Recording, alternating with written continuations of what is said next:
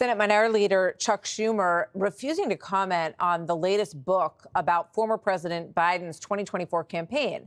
It reportedly claims that Schumer at a wedding said that not to worry about it, that Democrats had a plan B, including Nancy Pelosi, President Obama. He said in this quote, if things, quote, go south at that first debate, which, of course, we all saw was an absolute train wreck on June 27th. The book points out Schumer later denied that he made that comment, so he had a chance to respond and to straighten out the record on this on camera. Watch. We're looking forward. That's it? That's it. He is among the people that are responsible for this. The leaders of the Democratic Party, the staff of the White House. And I have to say, I find everybody now talking to these authors, get out of here. Go home. You're part of the problem. Now you tell us. So I find, the reason why the Democratic Party has less credibility today, because of this distrust. Okay, let's bring in California Democratic Congressman Ro Khanna, a former Biden 2024 campaign surrogate. Congressman, it's always good to have you here. And I understand the inclination to say we're moving forward, we're putting this behind us. But you hear Chuck Todd there saying that there is sort of trust and credibility business that needs to be rebuilt among the party. Sir, here you are several times before the election saying that he was just fine. Watch this. Biden seeking re-election? Absolutely. I've seen the president twice in the last 2 weeks. I've had a conversation with him. He's completely mentally sharp. When the president is out there, he's at his best. Have him debate in the general election. I don't think Donald Trump will. I have spoken with the president. He is fully coherent. He is on top of details when I have talked to him. Were you telling the truth back then?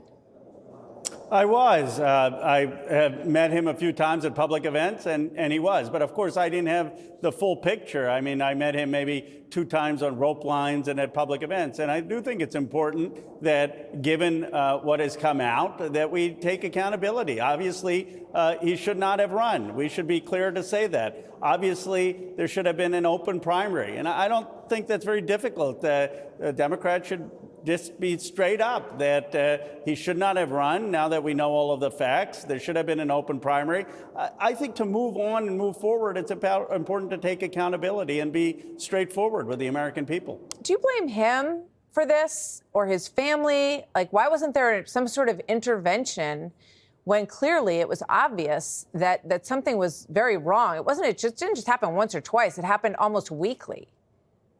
Ultimately, the buck stops with the president.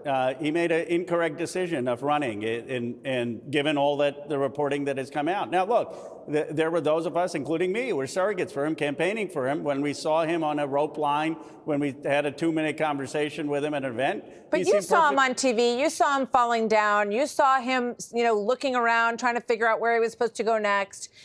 So you saw Barack Obama here leading him off the stage as if he didn't know where he was going. So it wasn't that you only saw him in those little instances, right?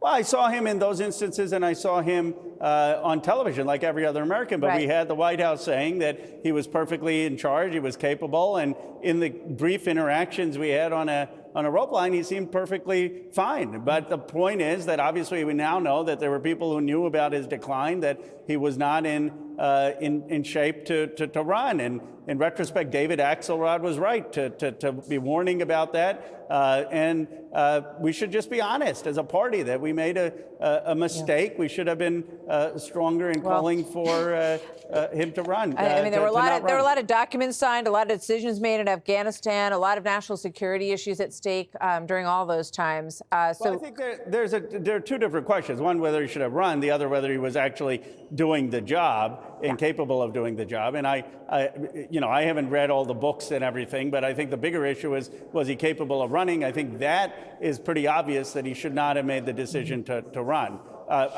There hasn't been reporting saying he wasn't able to make the big decisions about the job.